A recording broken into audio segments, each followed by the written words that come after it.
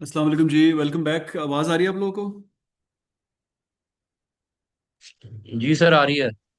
अच्छा जी। तो ये are last presentation of the course. छोटी सी प्रेजेंटेशन है, क्वालिटेटिव स्टडीज़ के बारे में है। जो हमने थोड़ी देर पहले देखा, क्वांटिटेटिव में डेटा कलेक्शन के क्या एस्पेक्ट्स होते हैं, तो ये हम क्वालिटेटिव के बारे में देखेंगे। अगेन 10 सेकेंड पॉज रिकॉर्डिंग के लिए।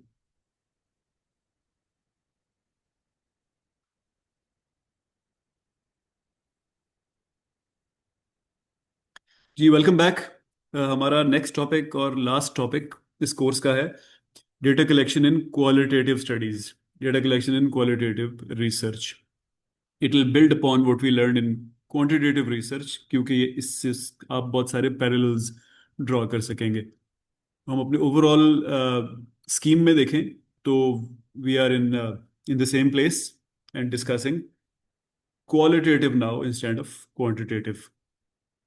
तो अब यहाँ पे हम बात कर रहे हैं केस स्टडीज़ की। क्वालिटेटिव मुख्तलिफ और नेचर की स्टडीज़ होती हैं उनकी। तो आपने जब उसमें इंटरव्यू गाइड बना ली और क्वेश्चनर फाइनलाइज कर लिया, तो याद रखिए इसके क्वेश्चनर डिफरेंट होते हैं। इसमें आइटम्स उस शक्ल में नहीं होते, उसमें स्केल्स नहीं होते, उसमें नंबर्स नहीं एक्सपेक्ट कर रहे होते आप। इसमें ओपन एंडेड क्वेश्चंस होते हैं, इसमें आप डिस्कस करते हैं, इसमें आप कभी कभी कमेंट दे के उनके जवाब का इंतजार करते हैं। तो जब आपने वो चीज़ फाइनलाइज कर ली होती है, तो अब आपने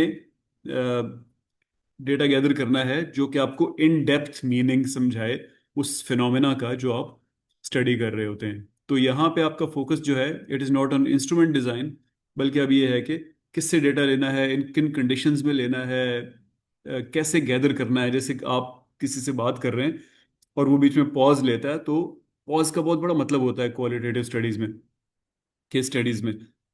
उससे आप बहुत सारा मीनिंग एक्सट्रैक्ट करते हैं। क्वांटिटेटिव स्टडीज में पॉज आ रहा है तो आप कहते हैं नहीं, ये तो हमारी स्टडी में गड़बड़ हो रही है, इसको निकाल दो बीच में से। तो बिल्कुल एक डिफरेंट दुनिया में आप काम कर रहे होते हैं। यहाँ पे बिल्कुल वही फ्लो है जो पहले था, लेकिन इसमें आप जरा गौर करें तो इसमें नंबर्स नहीं लगे हुए। यानी बेसिकली आप ये चीज़ें हो सकता है कि बार बार कर रहे हो, एक दूसरे के पीछे नहीं कर रहे हो, कभी कोई चीज़ पहले कर रहे हो, कोई बाद में कर रहे हो। जैसे आप पर्पसिव सैम्पलिंग करते हैं, पर्पसिव सैम्पलिंग का मतलब होता है कि यहाँ पे अब आपने सैम्पलिंग में ये नहीं इंश्योर किया कि हर एक का चांस इक्वल है आपके रिसर्च में आने का, बल्कि आप लोगों से पूछते हैं कि मुझे बताएं इस तरह की एक और आबादी किधर है। वो ज़ाहिर है वही लोग अच्छा बता सकेंगे, उनके चाचे मामू भाई कज़न कहीं पे रहते होंगे तो वो आपको बताएंगे।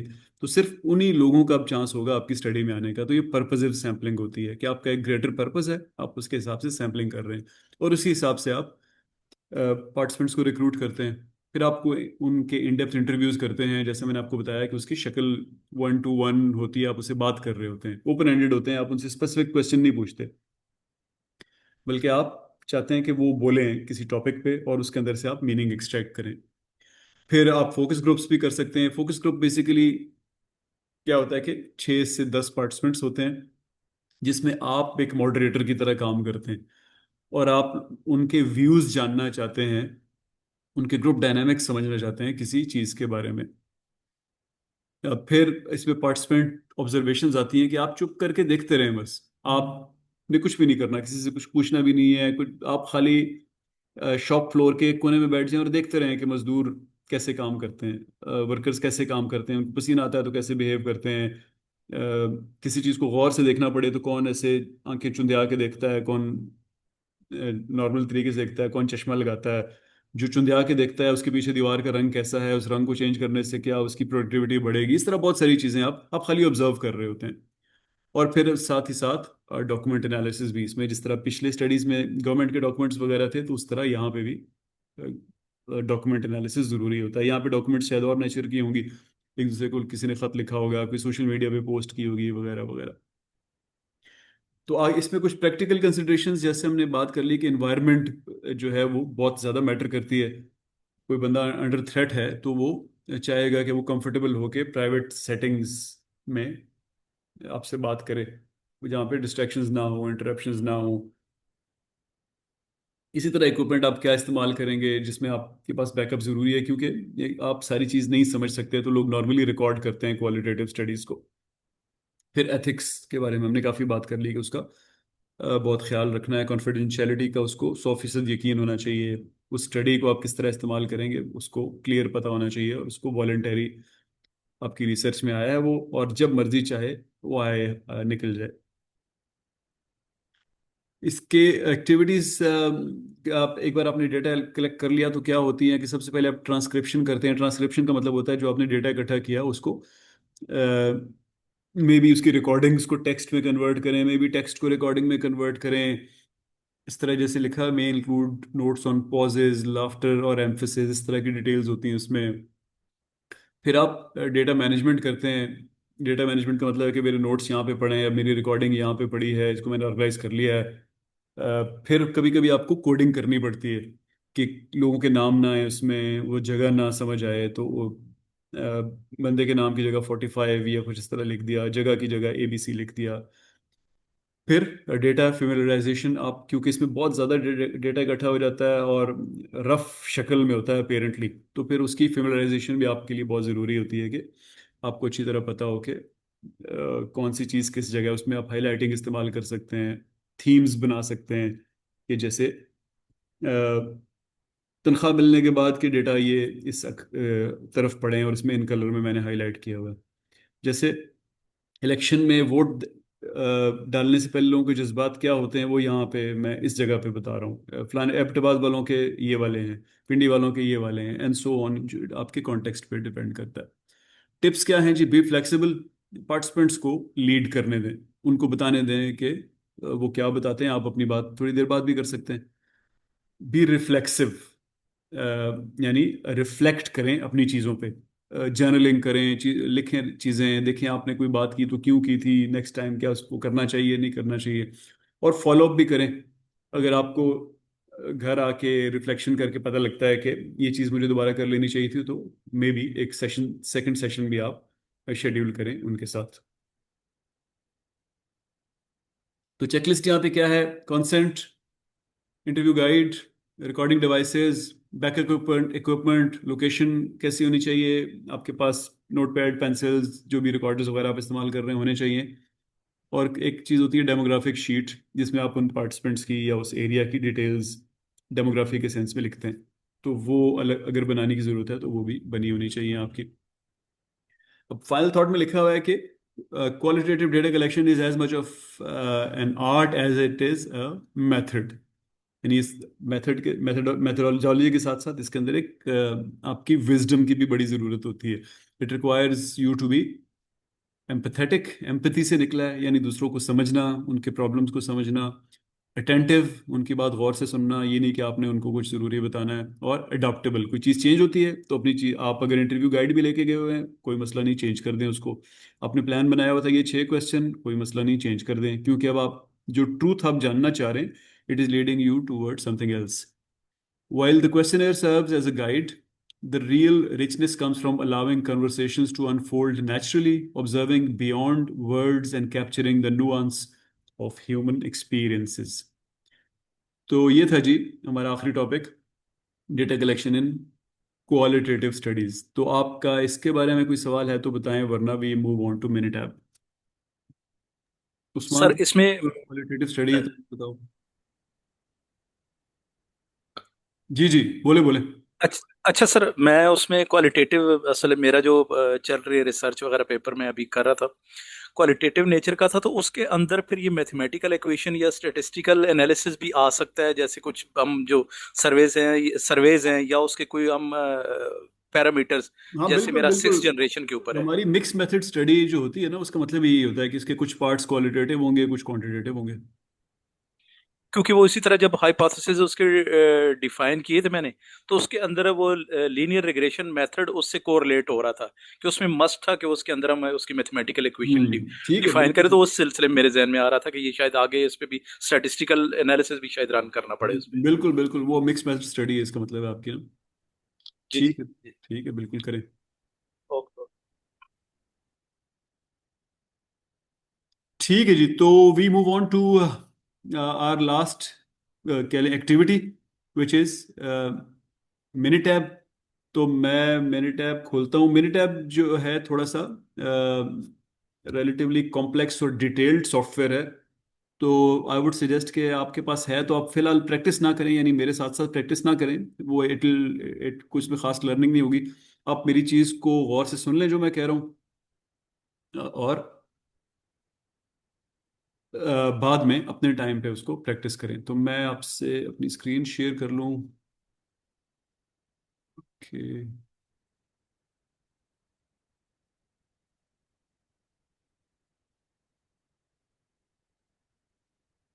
ये आपको मिनी टैब की विंडो नजर आ रही है? यस सर, आ रही है सर। अच्छा जी। तो मिनी टैब पे जाने से पहले कुछ थोड़ा सा बैकग्राउंड के, बेसिकली हमारा मकसद क्या होता है जब डेटा इकट्ठा हो जाए कि हम स्टेटिस्टिकल एनालिसिस कर सकें। तो उसके लिए हमारे पास बहुत सारे टूल्स मौजूद हैं। जैसे आपने सॉफ्टवेयर के नाम सुने होंगे, आर के नाम से एक सॉफ्टवेयर है, एसपीएसएस के नाम से एक सॉफ्टवेयर है, एक्सेल तो हमारा है ही ना, बड़ा बहुत मशहूर सॉफ्टवेयर है। इसी तरह और भी बहुत सारे सॉफ्टवेयर हैं जो आप इस्तेमाल कर सकते हैं। मिनीटैब हम इसलिए इस्तेमाल कर रहे हैं कि मिनीटैब मेरे ख्याल में इन सब में इजीएस्ट टू यूज है, और it is very well suited for what we call six sigma studies, जो आपने सुना होगा। सिक्स सिग्मा ब्लैक बेल्ट और सिक्स सिग्मा ग्रीन बेल्ट और मास्टर ब्लैक बेल्ट वगैरह, उसके लिए it is very well suited. और बल्कि लेट लेट मी से कि जो हाईएस्ट लेवल की सिक्स सिग्मा स्टडीज होती हैं उनके लिए वेरी वेल सूटेबल है। और दूसरी चीज़ ये है कि ये बहुत जो हमें थोड़ी देर में समझ आएगी, इट इज़ वेरी मॉडिफाइबल। आप इसके अंदर बहुत सारी चीज़ें अपनी मर्जी से चेंज कर सकते हैं। तो इन अदर वर्ड्स, आप एक ही चीज़ के चार टेस्ट मौजूद हैं तो आप उनमें से अपनी मर्जी का टेस्ट चूज कर सकते हैं। एक्सेल आपको ये नहीं बताता कि बैकग्राउंड में क्या रन हो रहा है, वो खुद ही रन करके आपको, आपके सामने सिर्फ फॉर्मूला लिखा होता है। तो ये इसमें आप पीछे इंजन्स जो इस्तेमाल हो रहे हैं उनको भी मॉडिफाई कर सकते हैं, उसके अंदर इस सेंस में मॉडिफिकेशन कर सकते हैं कि आपको पी वैल्यूज क्या चाहिए, आपने अल्फा लेवल क्या सेट करना है, आपको रिग्रेशन करते हुए 15 तरीके हैं रिग्रेशन के, तो आपको कौन सा ज़्यादा सूटेबल है। तो बहुत सारी मॉडिफिकेशन इसमें पॉसिबल हैं। तो जो मैंने आपको मुख्तलिफ सॉफ्टवेयर के नाम बताए उन सब में भी ये चीज़ें अवेलेबल हैं। जैसे सास है, जैसे इवन मैटलैब में भी बहुत सारी स्टडीज़ हो सकती हैं। तो मैं मिनिट ऐप को प्रेफर करता हूँ, इसलिए मैं आपको मिनिट ऐप दिखा रहा हूँ। ऑब्वियसली कोई भी स्टडी जो है वो ऐसा नहीं है कि किसी और पे नहीं हो सकती है एनालाइज, सारी सब पे हो सकती है, लेकिन मिनिट ऐप जो है वो इट इज़ मेरे मेरे ख्याल में most suited for extreme level six sigma studies. यानी इसके अंदर स्पेस बहुत ज़्यादा है, आसान काम भी हो जाते हैं, मुश्किल काम भी हो जाते हैं। अब इसमें आपके सामने नज़र आ रहा होगा आपको मुख्तलिफ किस्म के इसके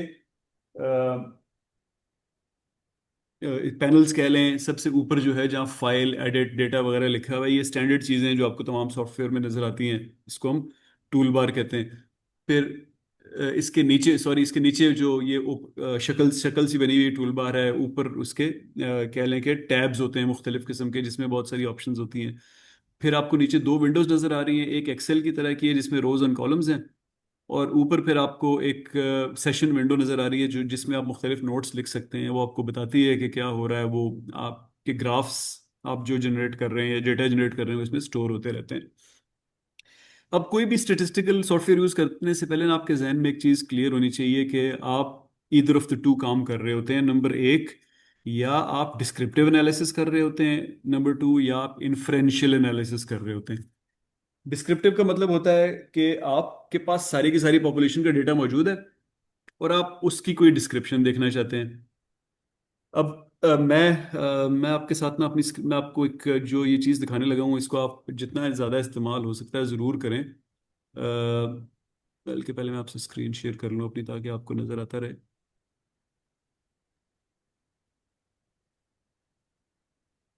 अच्छा जी, ये आपको भी मेरा ब्राउज़र नज़र आ रहा होगा। तो मैं यहाँ पे लिख रहा हूँ mini tab help descriptive analysis.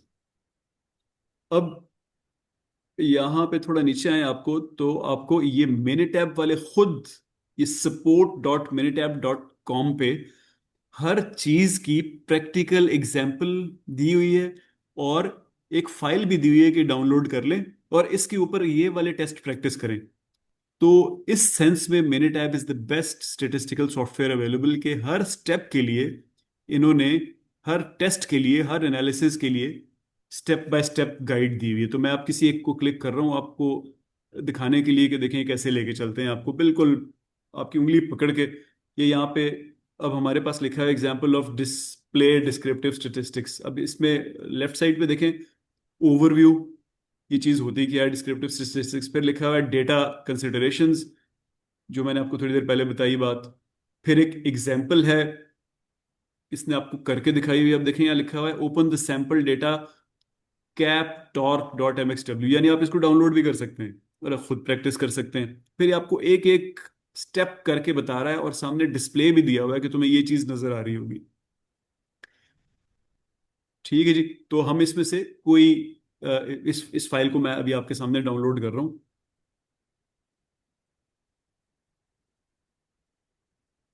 ये डाउनलोड हो गई। अब मैं इसको मिनी टैब में खोल रहा हूँ, फाइल, ओपन, डाउनलोड्स, और ये सबसे ऊपर पड़ी है कैप टॉक। तो अब देखिए मेरे पास एक नीचे रोज एंड कॉलम्स में एक तरफ टॉर्क लिखा हुआ है, एक तरफ मशीन लिखी हुई है। ऑब्वियसली कोई ऐसा सेटअप है कि कोई मशीन है और इसके 68 डेटा पॉइंट्स हैं मेरे पास। तो इनके पास दो मशीनें, वन और टू, इससे ये सैंपल डेटा ले रहे हैं और देख रहे हैं कि सर क्या। ये स्क्रीन नहीं चेंज हुई सर, अच्छा सॉरी, सॉरी, हमारे पास वही विजिबल आ रहा नहीं। जी जी जी, सॉरी, माय फॉल्ट। अच्छा, तो ये मेरे पास डेटा आ गया, इसमें मशीन्स या टू है या वन है, यानी इसका मतलब है इनके पास दो मशीनें हैं। और इसमें टॉर्क है, वो कैप बंद कर रहा है और कितना टॉर्क से वो बंद करता है। वापस जाते हैं जहाँ पे हम पढ़ रहे थे। अभी आपको बता रहा है कि a quality control engineer needs to ensure that the caps on shampoo bottles are fastened correctly. Loose हो गए तो गिर जाएंगे, बहुत टाइट हो गए तो या खुलेंगे नहीं या क्रैक हो जाएंगे। टारगेट टॉर्क आपका 18 है।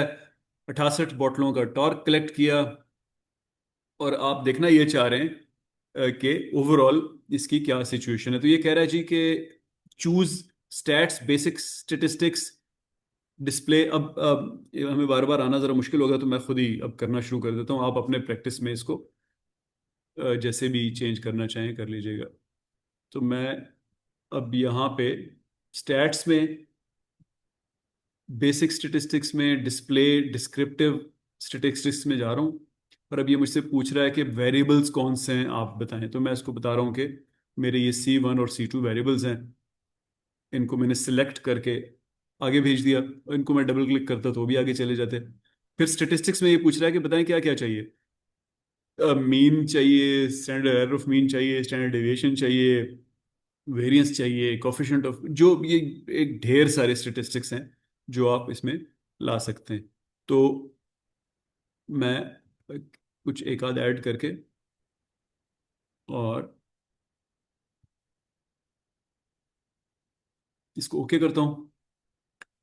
इसी तरह ये कह रहा है कि ग्राफ कौन से चाहिए। इसके पास फिलहाल चार ऑप्शंस हैं तो मैं चारों क्लिक कर देता हूँ। अब ये देखें यहाँ पे एक हेल्प का बटन बना हुआ है, आप लोगों को नजर आ रहा है हेल्प का बटन। Yes sir. अगर मैं इसको क्लिक करूंगा ना तो ये वापस उधर चला जाएगा, यानी आपको अगर सपोर्ट डॉट मिनी टैब पे नहीं भी जाते तो ये आपको इधर से ले जाएगा। यहाँ पे अब कोई और फाइल कोई और है, तो इसके साइडों पे सब चीजें मौजूद हैं। तो आप उधर अगर आप सपोर्ट डॉट मिनी टैब से नहीं भी जाते तो ये आपको, सॉरी मेरी स्क्रीन चेंज हुई है कि नहीं, नहीं हुई ना। अब ये मुझे नहीं मैंने, हुई सर। अब मैंने क्लिक किया तो ये मुझे, मैं आपको दिखाता हूँ कहाँ पे लेके आया है। ये मुझे अब ये मैं, ओके, आपको स्क्रीन पे क्या नजर आ रहा है? अच्छा ओके, मैं इंटायर सर यही स्क्रीन वाला शेयर कर, सॉफ्ट खोलो। मिनी टैब ही नजर आ रही है सर। अच्छा मैंने अब आपको इंटायर स्क्रीन शेयर कर दी। अब मैं जहां भी शिफ्ट होऊंगा ये आपको दिखाता रहेगा। अब आपको ये ब्राउजर नजर आ रहा है ना। Yes yes. सर। तो ये मैंने मिनी टैब से जब इसको हेल्प को क्लिक किया तो ये मुझे उठा के इस जगह पे ले गया, बिल्कुल उसी तरह एक फाइल है और उसके साथ लेफ्ट साइड पे देखें तो सारे के सारे एनालिसिस की पूरी ट्रेनिंग है इसके अंदर। तो खैर एनीवे मैं वापस जाता हूँ, इसको ओके करता हूँ। तो ये आपको अ, आपने, मैंने चूंकि ग्राफ भी किए हुए थे, इसको मैं नीचे ड्रैग करूंगा आपको नजर आ जाएगा। यहाँ पे इसने सारी स्टेटिस्टिक्स दे दी हैं।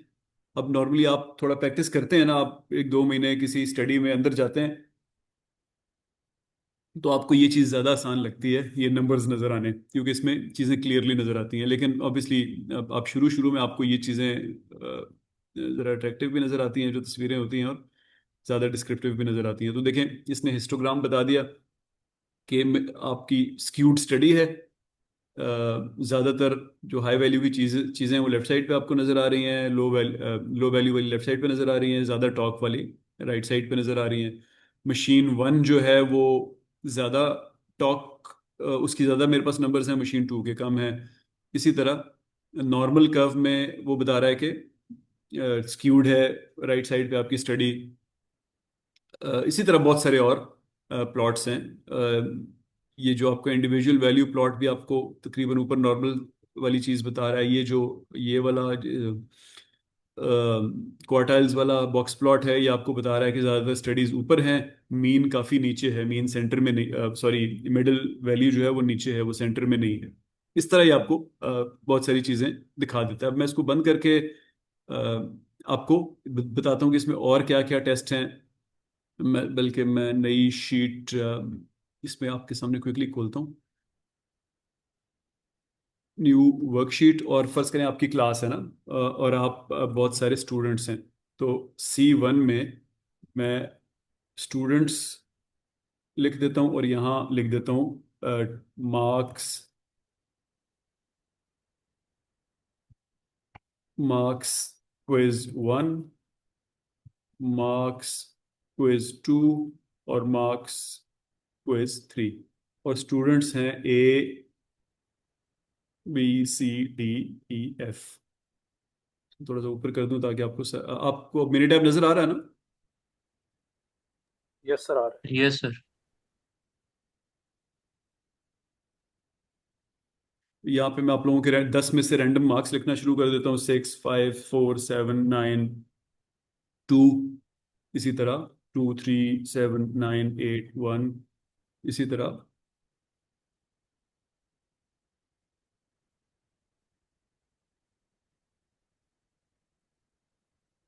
अब हम इसका, इनकी फर्ज करें हम एवरेज निकालना चाहते हैं ना, जिस तरह हम, बहुत सारे तरीके हैं। एक तरीका ये है कि मैं ये तीनों को,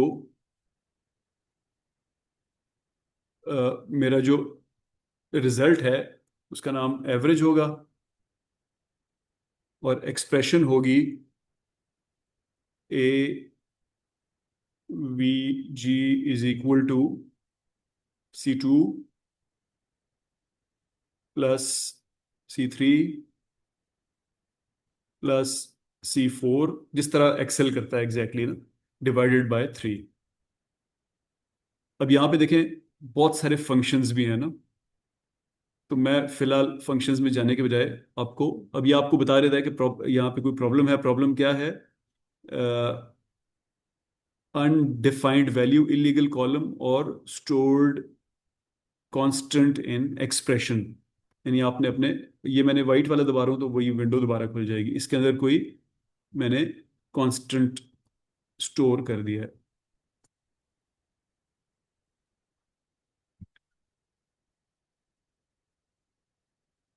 okay.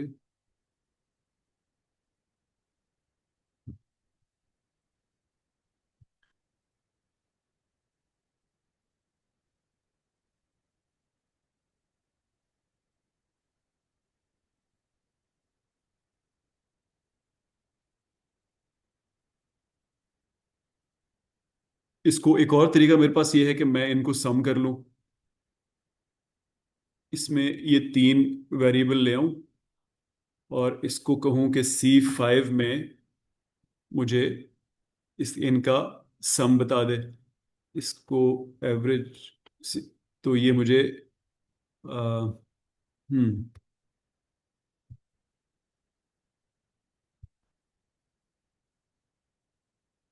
Non text columns, minimum number of column 1, number of date time, minimum number of values 1।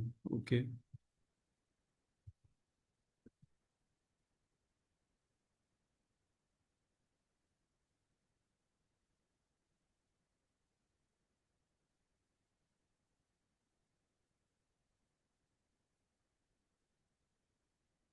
तो यहाँ पे इसने मुझे इन सब का एवरेज दे दिया, सॉरी सम दे दिया, मैं इसका नाम मैंने एवरेज रखा हुआ था। और अब अगले पे मैं सम को 3 से डिवाइड कर सकता हूँ। तो मुख्तलिफ आप इसमें उसके कैलकुलेटर में प्रॉब्लम, ये जो हमारे पास आप देख रहे हैं पहला कॉलम इसमें C1T लिखा हुआ है, एक टेक्स्ट कॉलम आ गया तो वो इससे रीड नहीं हो रहा, तो उस वजह से वो हमें एरर दे रहा है। खैर एनीवे डजेंट मैटर। तो हम इसको कह रहे हैं कि अब C6 में आप मुझे सम को C5/3 करके दे दें, तो वो मुझे C5/3 करके दे देगा। अब ये मेरे आप लोगों के स्टूडेंट ए जो है उसके एवरेज मार्क्स 4 हैं, इसी तरह किसी के 8 हैं, किसी के क्या हैं। तो जिस तरह एक्सेल काम करता है मुख्तलिफ, इसी तरह आप इसके जो हमने थोड़ी देर पहले डिस्क्रिप्टिव, मैं इसको ग्राफ में देख लेता हूँ, डिस्क्रिप्टिव स्टेटिस्टिक्स इन तीनों को ना, तो ये मुझे आप लोगों के ग्राफ बना के दे देगा कि स्टूडेंट स्टूडेंट्स जो हैं आपके वो 2 पे 4 बच्चे हैं जिनके 2 मार्क्स आए हुए हैं, एंड सो ऑन। समहाउ हमने बड़ी अच्छी कैलकुलेशन कर ली है। एवरेज वो आपको बता रहा है कि तकरीबन 6 के करीब है, या मिडिल वैल्यू लोग 2 से लेके 9 तक वेरी कर रहे हैं। तो इस तरह आपको बहुत सारी डिस्क्रिप्शन दे देगा। हमारे पास अभी 5 मिनट है, मैं आपको जो मेरी इंटेंशन थी रिग्रेशन और कोरिलेशन की वो क्विकली दिखा देता हूँ। तो आप स्टैट्स में बहुत सारी चीज़ें होती हैं, जैसे बेसिक स्टैट्स में आप देखें तो अभी हमने डिस्क्रिप्टिव स्टैट्स को देखा। इसके बाद ये मुख्तलिफ टेस्ट्स हैं, जी, पेयर टी वगैरह, हमने भी कुछ टेस्ट्स की बात की थी। इसी तरह नीचे आते जाएं तो एक चीज़ है कोरिलेशन। मैं कोरिलेशन को क्लिक करता हूँ, बड़ा कॉमन है, तकरीबन सब लोग कर रहे होते हैं। अब इसकी मैं हेल्प में जाता हूँ ताकि मुझे कोरिलेशन वाली किसी फाइल पे ले जाए। मेरे पास फाइल मौजूद फर्ज करें नहीं है, तो ये यहाँ पे एग्जाम्पल को क्लिक किया मैंने, तो ये मुझे बता रहा है कि लोन एप्लीकेंट की एक फाइल है, एक बैंक है जिसमें 8 pieces of information for loan applicants चाहिए, income, education level, age, length of time, current residence, length of time वगैरह वगैरह वगैरह। तो एडमिनिस्ट्रेटर चाहता है कि इसको एनालाइज करें और देखें कि इसको कितना अच्छा ग्रुप करके हम रिपोर्ट कर सकते हैं। तो वो कह रहा है कि आप ये फाइल डाउनलोड करें, कोरिलेशन देखें, और इन वेरिएबल्स एंटर एज, रेजिडेंस, इन सबको आप इनका कोरिलेशन का ग्राफ देखें। तो हम जल्दी से कर लेते हैं, हमारे पास टाइम थोड़ा है। मैंने इसको डाउनलोड किया, यहाँ पे आके मैंने इसको ओपन किया, तो ये लोन एप्लीकेंट आ गया। इसमें ये बहुत सारी चीज़ें, इसको मैं स्टैट्स, बेसिक स्टैट्स, कोरिलेशन और सारे के सारों को सिलेक्ट कर लेता हूँ ताकि इन सब का मुझे आपस में कोरिलेशन पता चले। अभी ऑप्शंस में बहुत सारी चीज़ें, पेयरसन यूज़ करना या स्पीयरमैन यूज़ करना, अब ये दो अलग अलग टेस्ट होते हैं। तो आप यहाँ से टेस्ट, अब हर जगह पे ऐसे ही होगा कि आपके पास बहुत सारी ऑप्शंस होंगी।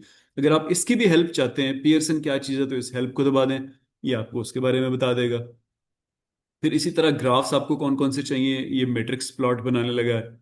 अब इसमें statistics to display in plot क्या है, correlation in intervals, no statistics, P values. फिलहाल हम इंटरवल्स को ही देख लेते हैं। मैट्रिक्स प्लॉट डिस्प्ले कहाँ पे होगा, वो ये आपसे पूछ रहा है। तो मैं रिजल्ट्स कौन कौन से हैं, तो पेयर वाइज कोरिलेशन चाहिए, कोरिलेशन हमें सिर्फ मैट्रिक्स चाहिए, तो हम मैट्रिक्स ले लेते हैं इससे। तो अब देखें तो ये आप इसने आपको फिर एक मैट्रिक्स बना के दे दी, जो कि आप अब इसका साइज ज़रा बड़ा करने की कोशिश करता हूँ मैं। तो ये देखें, जैसे ये कह रहा है कि एजुकेशन और इनकम, इनका आपस में क्या कोरिलेशन है, मुझसे पढ़ा नहीं जा रहा अजर, देखो इसके नीचे क्या लिखा हुआ है, मैं इसके ऊपर रखता हूँ, बता देगा। नीचे आपको क्या वैल्यूज नजर आ रही हैं? सर बहुत छोटा है वो, तो इधर पढ़ा से भी नहीं जा नजर नहीं आ रहा? रहा। अच्छा नहीं ठीक है, सर, बहुत छोटा। लेकिन आप देखें ना, आपको ना नजर आ रहा होगा कि जैसे ये वाली लाइन लगी हुई है ना, मेरा माउस नजर आ रहा है आप लोगों को? Yes sir. यस ये सर। दिखा रहा है कि बहुत जबरदस्त परफेक्ट कोरिलेशन है, एक बढ़ रहा है तो दूसरा भी बढ़ रहा है, यानी रेजिडेंस और लीनियर ये। एम्प्लॉयबिलिटी बहुत करीब करीब है। जो लोग आई चुंदरीगढ़ रोड के करीब रहते हैं उनको उधर नौकरी मिल जाती है, जो मलीर में रहता है उसको नौकरी मिलनी मुश्किल है।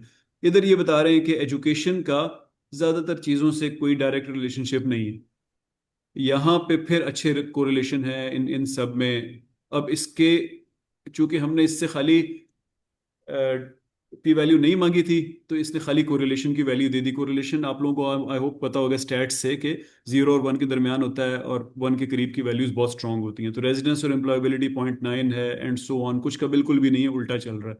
तो मैं वापस आके अगर इससे पी वैल्यू भी मांग लूँ तो, सॉरी, पी वैल्यू भी अगर मांग लूँ तो ये मुझे साथ पी वैल्यूज भी दे देगा। पी वैल्यू आपको याद होगा मैंने आपको कहा था कि अल्फा लेवल आप रखते हैं, पी वैल्यू टेस्ट कैलकुलेट करता है। और पी वैल्यू का सिंपल रूल है, if P is low null must go. P level कम हो इसका मतलब है नल हाइपोथेसिस सही नहीं है, ऑल्टरनेट को अप्रूव करना है आपने। तो यहाँ पे देखें पी इसकी बहुत अच्छी है 0.002, इसका मतलब है ये रिजल्ट जैसा भी है आपको एक्सेप्टेबल है। यानी वो अच्छा दे रहा है, दूसरा बुरा दे रहा है, वही ठीक है। यहाँ पे देखिए पी वैल्यू 0 है, परफेक्टली एक्सेप्टेबल है आपको, और कोरिलेशन भी बहुत स्ट्रांग है। इसी तरह यहाँ पे पी वैल्यू 0.4 है यानी 0.05 से ज़्यादा है, तो ये आपके रिजल्ट आपके किसी काम का नहीं है। जो जो 0.05 से ज़्यादा वैल्यू है आपके किसी काम की नहीं है, जो 0.05 से कम वैल्यू है वो रिजल्ट आपके काम का है। तो ये हमने, ये लास्ट मिनट है हमारी मीटिंग का। मैं मीटिंग को दूसरी दफ़ा यहीं से स्टार्ट करता हूँ, एक दो चीज़ें और देखते हैं और फिर छुट्टी करते हैं।